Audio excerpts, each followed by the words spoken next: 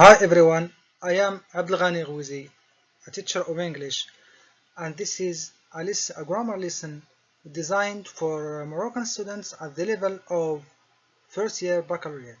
The title of this lesson is Modal Verbs Part 1. It is an introduction to modal verbs, so please pay attention and stay tuned. Lesson's objectives. At the end of this lesson, students will be able to differentiate between modal and normal verbs. You will be able to know what do we mean by modal verbs and what makes them different from the normal verbs.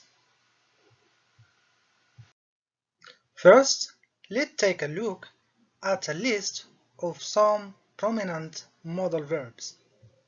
Must, may, might, have to, mustn't, should, needn't, could, can, need to, ought to. Don't be panic, don't be afraid.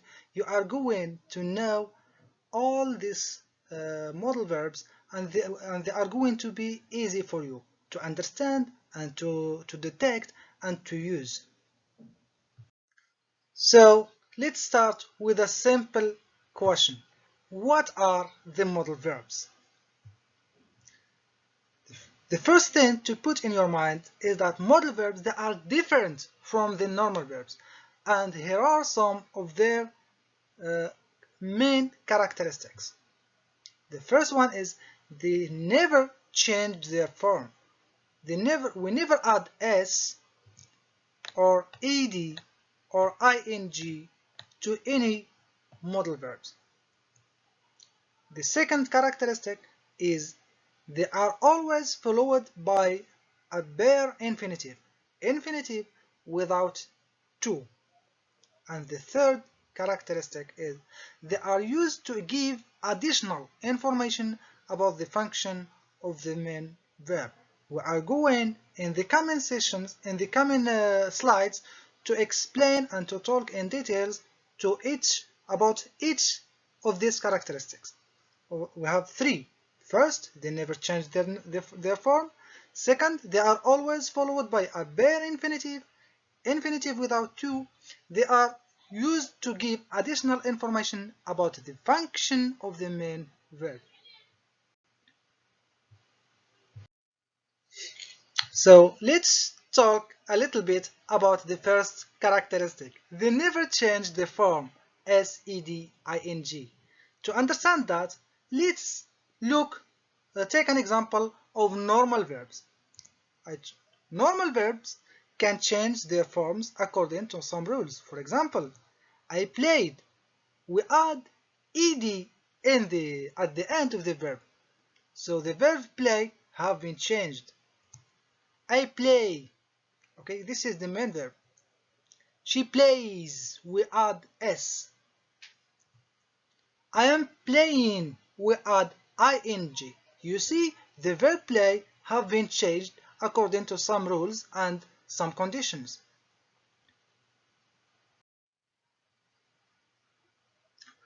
Modal verbs, on the other hand, never change their form.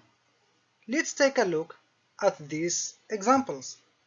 I could play tennis every day. I'm talking about the present, simple present. He could play tennis when he was young. We are talking here about simple past, but could doesn't change. We didn't add ed. She could be playing tennis now. We didn't add ing. We didn't change could. I could play tennis every day. He could play tennis when he was young. She could be playing tennis now. You see, the modal verb could doesn't change. Now, let's move to the other characteristic. They are always followed by bare infinitive without to, which means modal verbs always followed by bare infinitive. What do we mean by bare infinitive? It's simple, just a verb without to. Look at this example. It may rain tomorrow. It may rain tomorrow. Look at the verb rain. It's in its infinitive form without to. Look at the second example. You might be right and you might be wrong. Okay? Be is in its infinitive form, to be. We just removed to and we kept be. You might be right and you might be wrong. I must leave you now. To leave, verb to leave. We use just leave and we dropped to. I must leave you now. The last characteristic of the modal verb is they are used to give additional information about the function of the main verb. What does it mean? What do you mean by functions? Look at this. They can be used to express functions such as obligation, prohibition, permission, advice, lack of necessity, possibility, and ability. What does obligation mean? What does permission means? Look, you should make some research. Do your research on the internet. Use your dictionary, okay, to know what do mean by this. And in the coming video, by God willing, inshallah, we are going to see what their meaning and to explain them more, talk about them in more details, and give you examples and see which modals verbs can express obligations, which modals verbs can be used to express prohibitions, and which modal verbs can be used to express possibility or advice or ability. So now let's move to practice. So here is a practice for you. There are three main characteristics of the modal verbs. What are they? Can you list them? List them in the comment section.